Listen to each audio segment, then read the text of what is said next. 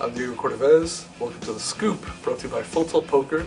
We've had Linda Johnson on with us last week. If you missed it, it's on Card Player TV, and she's got stuff to tell about all aspects of poker and her many years involved in the industry. One thing I saw on rules was related to celebrations. The World Series of Poker put in a rule. I don't know if it's a TDA rule or just their own rules, but where they really started to address celebrations, because celebrations are good, but they can cross the line over abusing another player or affecting the game. So is that something that you? It is one of the TDA rules that you can get a penalty for over celebration.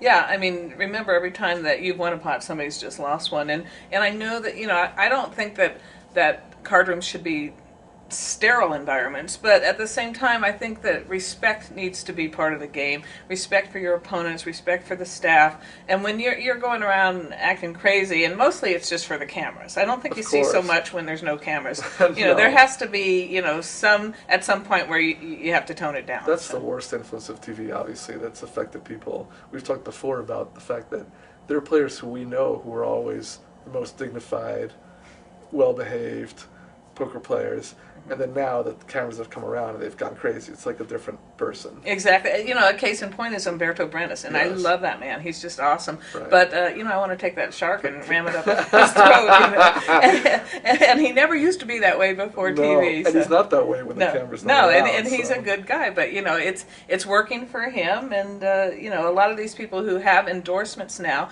it's because they have unique personalities. And that's what the camera looks for. Yeah, unfortunately. Unfortunately. One thing I didn't even realize is, besides the TDA, that you've had a big influence on the PPA also, which is growing into such a huge organization. Right, the Poker Players Alliance. I'm on the board of directors now. I was the original chairperson for it, and it's so important that we have this organization. You know, we just had our major victory by getting the UIGEA extended 6 months. Huge. Yeah, and with the supposition that those 6 months are time to actually create an exemption for poker specifically. Right. And you know, at the beginning of the year, we can expect to see something happening there. So, you know, it just infuriates me. You know, I have to get on my soapbox when I even think about the hypocrisy of the people in Congress making this, you know, last-minute ruling, and it's disgusting. The fact that it first got passed just by being an amendment to a port security bill, that everyone so that had nobody to vote was for. Actually voting on the poker, Right. or on a lot of people didn't even know it was in there. Yeah. Right, because it was about you know, anti-terrorism, Right. And then the fact that a lot of people still don't understand the difference between poker and games of chance and so forth is crazy. And the PPA, you know, obviously it's best known because it's lobbying in Congress and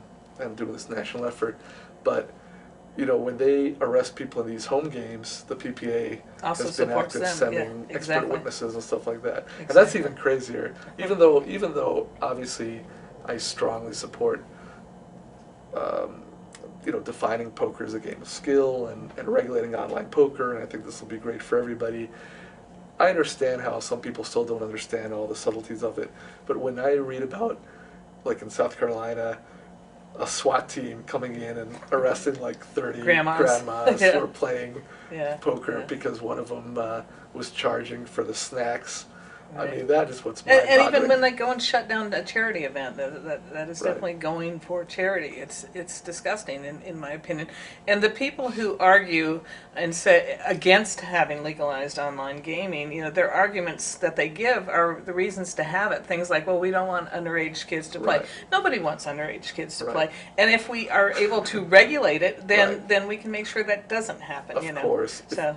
And then, you know, oh, we don't want people, you know, with gambling problems to, you know, have access to it. Well, you know what? They have access to it right now anyway. Right. And part of the, you know, part of the bill that they're trying to pass will establish centers to help people with compulsive problems. So there are no legitimate arguments against it, in my opinion. Any online site which is making gazillions of dollars, if they're issued a license by the U.S. government, they're going to be so serious about not losing that license that they will do all the right things. They will take active measures to prevent underage players, people with problem gambling, people using other people's identity, whatever, because the incentive is so strong. So it just it's And like, all the jobs that it would create and the billions of dollars that are, it's not like it's working right now. People are still playing. It's just that the money is going to other countries, and we could use it right here in Right. our own country. and that there's right, and that there are, I mean, the sites have an interest in having controls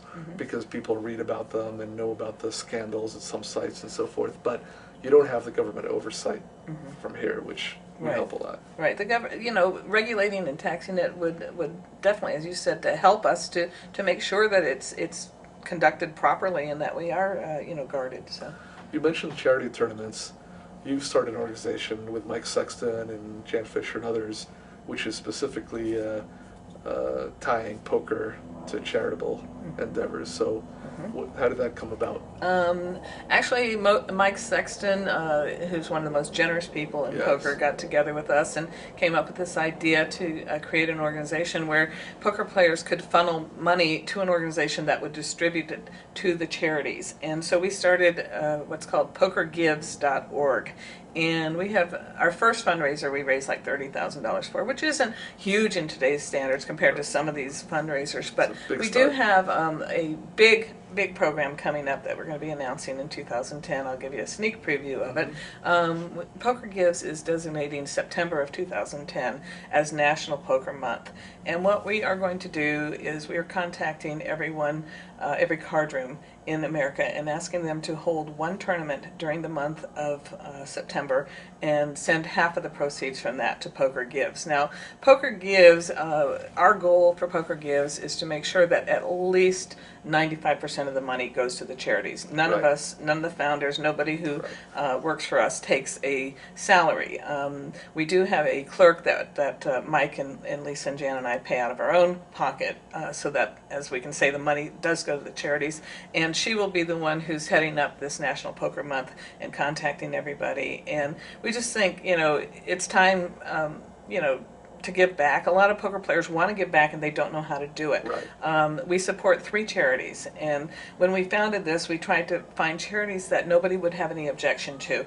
They had to be national charities because somebody who's contributing in Florida may not want to contribute to a Las Vegas cause. So Right. what we picked were Special Olympics, Paralyzed Veterans of America, and Intrepid Fallen Heroes. So these are all great charities, and as I said, the money actually gets to them. So. Do you foresee being able to kind of create a check-off where anyone who plays in a tournament can just check off where a certain percentage, or 1% or whatever goes to a charity? Because, Phil Gordon and Ray First started their program at the World Series, where when you sign up, you just check off that you want, if you win anything, that 1% is going to go to, Yes. to their charity. And the thing is, most poker players, I think, really would give if it was that simple, if it was that easy. They, even for myself, I might not actually get up and go play in a charity tournament, but any tournament I play in, if I could just automatically If you could just pass donate through, 1%, I mean, it I would would be do huge. it. And I always thought it'd be natural where if casinos got behind it, everyone playing in a certain event or in all the events is just passing through, and it'd be great for them and for the image of poker in general and for everything. Absolutely. Is that realistic, or- I think that is realistic. I've actually spoken with Tim Guston at the Commerce about doing that, and he seemed to be supportive of it. So I think that in the future we will be seeing an organized, effort to have part of the proceeds, if people want to make it easy for them to check the boxes you said. You to could get to- start with just being one event, like just on the horse event or whatever, Yeah. or just a championship event, whatever. Right. But just make it an automatic pass-through, It's funny, on Wednesday night we're having a tournament here in Las Vegas for the members of the Wednesday Poker Discussion Group. It's a Right. group of us who meet and like to talk about poker, and since it's the holidays, we're having our annual tournament, and there will be, if you want to, you can pay $5 extra and and get some extra chips, and that Right. money will go to Poker Gives. So, Right. so. This Wednesday group, it's funny. I've read about it just in your articles. How long has it been going on? It seems like it's been. I think we're it's a into our historic 9th thing. year now, and we have never missed a Wednesday. Even September 11th was on a Wednesday. A lot of people don't know that. 911 was Right, on a right. Wednesday. We've never missed a Wednesday. When I'm in town, I always try to go because it's just exciting to see. There's a lot of lower limit players who want to improve their game, and then some of the better players, more experienced players, will help them, mentor them. It's free. It's absolutely free. How many people get together usually? I would say an average of 25 people at a meeting. And some So people have been going for the whole time. yeah, we have members from day one, and members come and go. But when we have a speaker, like this week, we're having a speaker, so I expect to have 60 people there. Okay. And then always the day before Thanksgiving, we have it at my house, and this year 75 people showed up. So Wow. we did a lot of cooking. And So. usually it always meets at someone's house, or No, we meet Wednesdays at Marie Callender's, and this is an open invitation. Anybody who Anyone wants to can go. come, yeah, we lunch is from 2:30 to 3:15. The meeting starts at 3:15. It goes to about 4:45, and then there's spin-off groups too. There's now a Monday Really? night group, and the Monday night group, it's a dedicated study group for No Limit.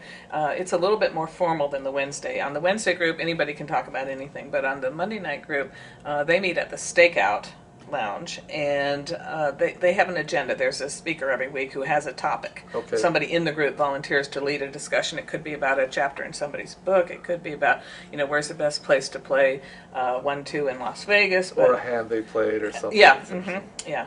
Thanks for joining us on The Scoop, brought to you by Full Tilt Poker. Linda Johnson's been great. We're going to bring her back and wrap things up with part 3 next week. In the meantime, write to us at The Scoop at cardplayer.com.